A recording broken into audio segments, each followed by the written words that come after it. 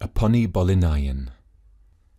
The dim light of stars filtered through the leafy canopy above us, and then we were plunged again into the inky darkness of a tropical jungle.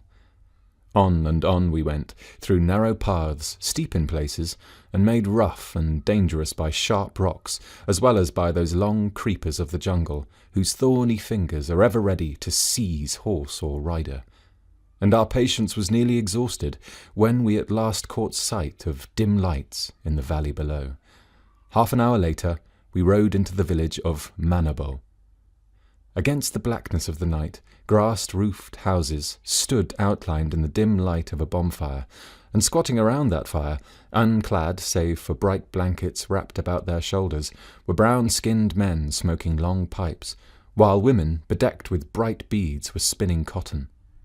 In the stillness of the night, a single voice could be heard reciting some tale in a sing-song tone, which was interrupted only when peals of laughter burst forth from the listeners, or when a scrawny dog rose to bark at an imaginary noise, until the shouts of the men quieted him and he returned to his bed in the warm ashes. We found that a good storyteller was always present, and, while the men smoked, the women spun, and the dogs slept, he entertained us with tales of heroes who knew the magic of the betel nut, or with stories of spirits and their power over the lives of men. The following is a tale heard first around the campfire of the distant mountain village.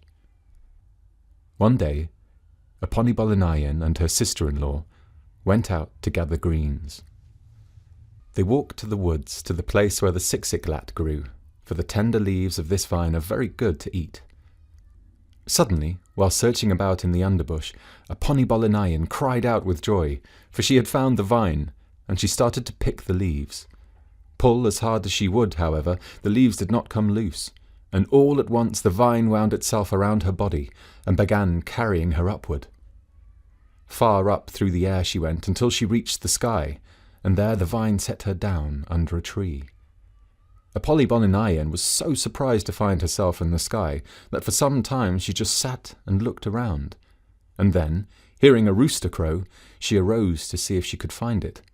Not far from where she had sat was a beautiful spring, surrounded by tall betel-nut trees, whose tops were pure gold. Rare beads were the sands of the spring, and the place where the women set their jars when they came to dip water was a large golden plate. As Aponibolinayen stood admiring the beauties of this spring, she beheld a small house nearby, and she was filled with fear lest the owner should find her there. She looked about for some means of escape, and finally climbed to the top of a betel-nut tree and hid. Now the owner of this house was the sun, who was known by the name of Init, but he was never at home in the daylight, for it was his duty to shine in the sky and give light to all the world. At the close of the day, when the big star took his place in the sky to shine through the night, Init returned to his house, but early the next morning he was always off again.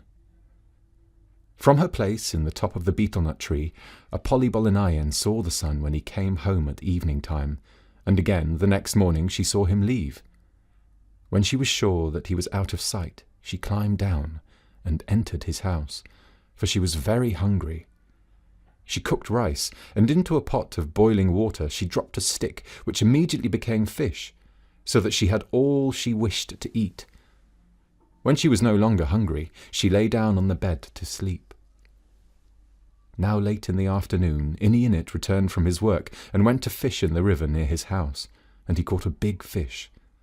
While he sat on the bank cleaning his catch, he happened to look up toward his house, and was startled to see that it appeared to be on fire.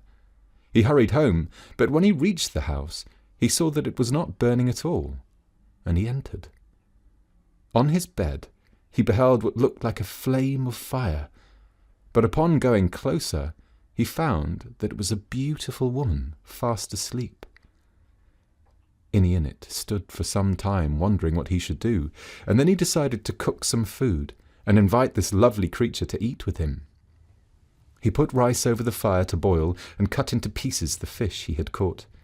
The noise of this awakened Aponibolinayen, and she slipped out of the house and back to the top of the betel-nut tree. The sun did not see her leave. And when the food was prepared he called her. But the bed was empty, and he had to eat alone. That night Init could not sleep well, for all the time he wondered who the beautiful woman could be. The next morning, however, he rose as usual and set forth to shine in the sky, for that was his work. That day Aponibolinayen stole again to the house of the sun and cooked food, and when she returned to the betel-nut tree she left rice and fish ready for the sun when he came home. Late in the afternoon Init went into his home, and when he found pots of hot rice and fish over the fire, he was greatly troubled.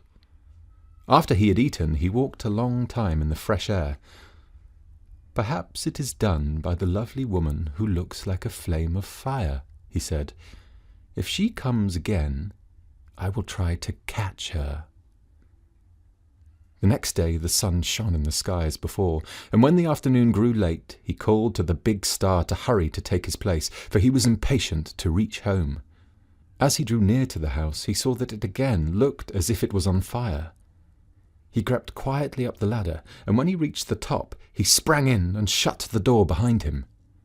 Aponibolinayen, who was cooking rice over the fire, was surprised and angry that she had been caught, but the sun gave her betel-nut, which was covered with gold, and they chewed together and told each other their names. Then Aponibolinayen took up the rice and fish, and as they ate, they talked together and became acquainted.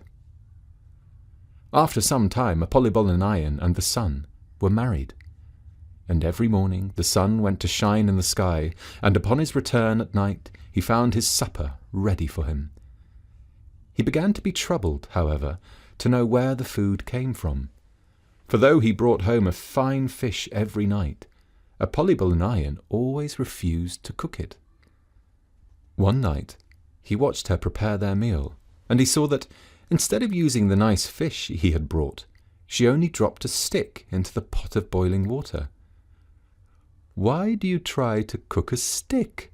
asked Init in surprise. "So that we have fish to eat," answered his wife. "If you cook that stick for a month, it will not be soft," said Init. "Take this fish that I caught in the net, for it will be good." But Aponibolinayen only laughed at him, and when they were ready to eat, she took the cover off the pot, and there was plenty of nice soft fish. The next night and the next, Aponibolinayen cooked the stick, and Init became greatly troubled, for he saw that though the stick always supplied them with fish, it never grew smaller. Finally, he asked Aponibolinayen again why it was that she cooked the stick instead of the fish he had brought, and she said, "Do you not know of the woman on earth who has magical powers and can achieve things?" "Yes," answered the sun, "and now I know that you have great power." "Well then," said his wife, "do not ask again why I cook the stick." And they ate their supper of rice and the fish, which the stick had made. One night, not long after this, Aponibolinayen told her husband that she wanted to go with him the next day when he made light in the sky. "Oh, no, you cannot," said the sun, "for it is very hot up there, and you cannot stand the heat." "We will take many blankets and pillows," said the woman, "and when the heat becomes very great, I will hide under them." Again and again Init begged her not to go, but as often she insisted on accompanying him, and early in the morning they set out, carrying with them many blankets and pillows. First, they went to the east, and as soon as they arrived, the sun began to shine, and Aponibolinayen was with him. They travelled toward the west, but when the morning had passed into noontime and they had reached the middle of the sky, Aponibolinayen was so hot that she melted and became oil. Then Init put her into a bottle and wrapped her in the blankets and pillows and dropped her down to earth. Now one of the women of Aponibolinayen's town was at the spring dipping water when she heard something fall near her. Turning to look, she beheld a bundle of beautiful blankets and pillows, which she began to unroll. And inside she found the most beautiful woman she had ever seen. Frightened at her discovery, the woman ran as fast as she could to the town, where she called the people together and told them to come at once to the spring. They all hastened to the spot, and there they found Aponibolinayen, for whom they had been searching everywhere. "Where have you been?" asked her father. "We have searched all over the world, and we could not find you." "I have come from Pindayen," answered Aponibolinayen. "Enemies of our people kept me there, till I made my escape while they were asleep at night." All were filled with joy that the lost one had returned, and they decided that at the next moon they would perform a ceremony for the spirits and invite all the relatives who were mourning for Aponibolinayen.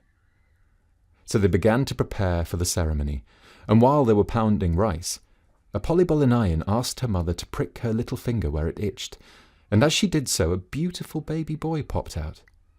The people were very much surprised at this, and they noticed that every time he was bathed, the baby grew very fast, so that, in a short time, he was able to walk. Then they were anxious to know who was the husband of Aponibolinayen, but she would not tell them, and they decided to invite everyone in the world to the ceremony, that they might guess who he was. Ini observed all this from the sky, and decided he must come to the ceremony in person. As soon as Aponibolinayen and the baby saw him, they were very happy, and ran to meet him. Then the people knew that this was the husband of Aponibolinayen, and they waited eagerly for him to come up to them. As he drew near, however, they saw that he did not walk, for he was round. And then they perceived that he was not a man, but a large yellow stone. All her relatives were very angry to find that Aponibolinayen had married a stone, and they compelled her to take off her beads and her good clothes, for, they said, she must now dress in old clothes and go again to live with the stone. So Aponibolinayen put on the rags that they had brought her, and at once set out with the stone for his home. No sooner had they arrived there, however, than he became a handsome man, and they were very happy. "In one moon," said the sun, "we will make a ceremony for the spirits, and I will pay your father and mother the marriage price for you." This pleased Aponibolinayen very much, and they used magic so that they had many neighbours who came to pound rice for them and to build a large spirit house. When it was time for the ceremony, the people in the town washed their hair and their clothes, and when all was ready, they set out. When they reached the house, they were greatly surprised to find that the stone had become a man, and they chewed the magic betel nuts to see who he might be. After that, all danced and made merry for one moon, and when the people departed for their homes, Ini and his wife went with them to live on the earth. And that was the beautiful story of Aponibolinayen,